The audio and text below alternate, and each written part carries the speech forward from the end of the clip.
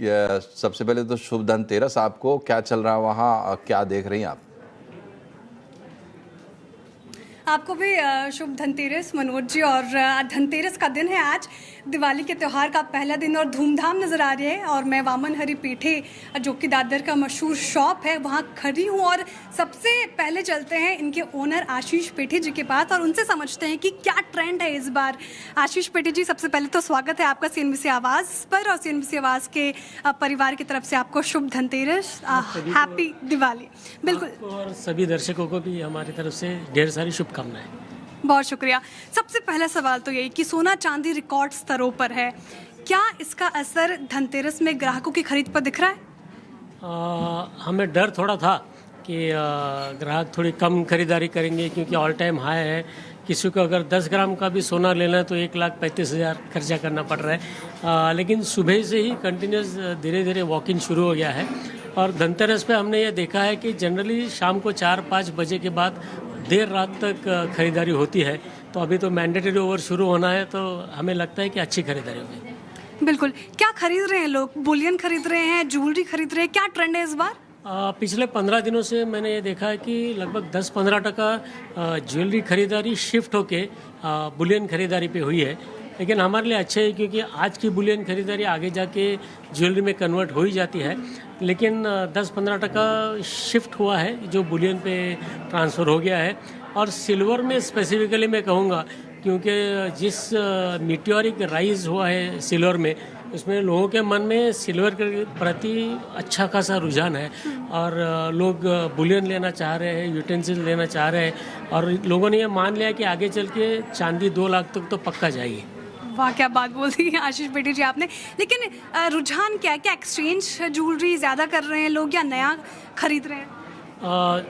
हमने हिस्टोरिकली ये देखा है कि जब कभी सोने के रेट्स बढ़ जाते हैं तो जो एक्सचेंज का परसेंटेज होता है वो धीरे धीरे ऊपर जाता है। तो जब मैंने इंडस्ट्री आया था तब लगभग 20 से 25% एक्सचेंज ओल्ड गोल्ड होता था।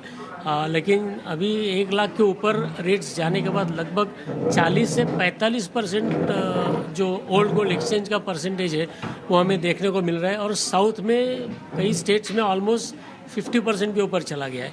और ये ट्रेडिशनली देखा है कि जब रेट्स वापस स्टेबलाइज हो जाते हैं तो ये परसेंटेज वापस आके 30% तक सेटल हो जाता है। आशीष पेठे जी, हर साल हम देखते हैं करीब करीब 22 टन सोना फेस्टिव सीजन में बिके जाता है। जिस तरीके से सोना चांदी पिछले साल भी हम यही बात कर रहे थे, रिकॉर्ड स्तरों पर है, इस साल भी ऊंचाई स्तरों पर है, तो क्या आपको लगता है कि इस साल भी वैसे ही फिगर आएंगे या नंबर्स पे थोड़ा तो इम्पैक्ट पड़ेगा? सिर्फ दिवाली का देख के हमें सही नहीं होगा। हमें पूरा क्वार्टर का देखना होगा और पूरे साल में कितना सोना इंपोर्ट हुआ है वो भी देखना पड़ेगा। हिस्टोरिकली लगभग 750 से 800 टन का सोना इंपोर्ट होता है और इस साल मुझे लगता है लगभग 15-18% कम होके 650 टन के आसपास होगा, जबकि प्राइस राइज 50% के ऊपर है। तो अगर वैल्यू टर्म्स में देखेंगे तो 15 से 25% के बीच में वैल्यू टर्म्स में ग्रोथ दिखेगा, लेकिन वॉल्यूम में 10-15% वॉल्यूम कम हो जाएगा। अच्छा, आपने कहा कि सिल्वर काफ़ी लोग खरीद रहे हैं, क्या खरीद रहे हैं? मूर्तियाँ खरीद रहे हैं या ज्वेलरी खरीद रहे हैं? बीच में तो ऐसा फ्रेंज हो गया था कि कस्टमर पूछ रहे थे आपका जो है तो मुझे दे दो, क्योंकि चांदी मैं मांगूँ अगर अभी आपसे 1 किलो चांदी तो मिल जाएगा क्या मुझे? और मार्केट में, इंडिया में नहीं पूरे वर्ल्ड वाइड सिल्वर का सप्लाई ETF परचेज के हिसाब से सब जगह कम हो गया था। तो इंडिया में भी वही हालत है कि सिल्वर का सप्लाई कम हो गया था और हाजिर सिल्वर में प्रीमियम चल रहा था। तो मोस्ट ऑफ द ज्वेलर्स ने फॉरवर्ड बुकिंग लेना कस्टमर से कम कर दिया था क्योंकि अनसर्टेनिटी। आज समझो MCX 160 का है और आप हाजिर में 15-20 हज़ार का प्रीमियम चल रहा है। वो प्रीमियम कभी भी नीचे आके नॉर्मलाइज हो सकता है, तो तभी कस्टमर का नुकसान नहीं होना चाहिए, नंबर 1। और अगर प्रीमियम और बढ़ता है तो जो रिटेलर है उसका नुकसान नहीं होना चाहिए। तो लोग क्या करें, जो हाजिर उनके पास जितना चांदी है उतना रोज के भाव से वो बेच रहे हैं, आगे का फॉरवर्ड बुकिंग नहीं ले रहे हैं। अच्छा, ये तो हमें देखने को मिला है ट्रेंड। अच्छा, नई पीढ़ी जो आ रही है वो क्या कर रही है? ETFs में पैसे लगा रही है कि ज्वेलरी खरीद रही है? यस, हमें इसमें 2 तरह के कस्टमर का बाइफर्केशन करना चाहिए।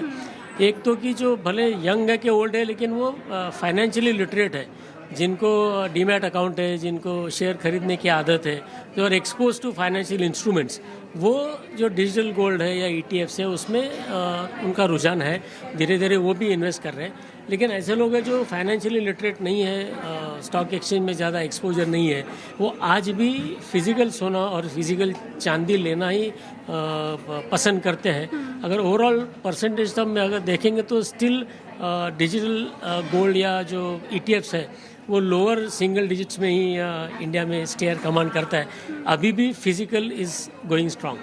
Physical is going strong. अच्छा, टिकट साइज में कुछ फर्क पड़ा है क्या आशीष पेटी जी, बताइए।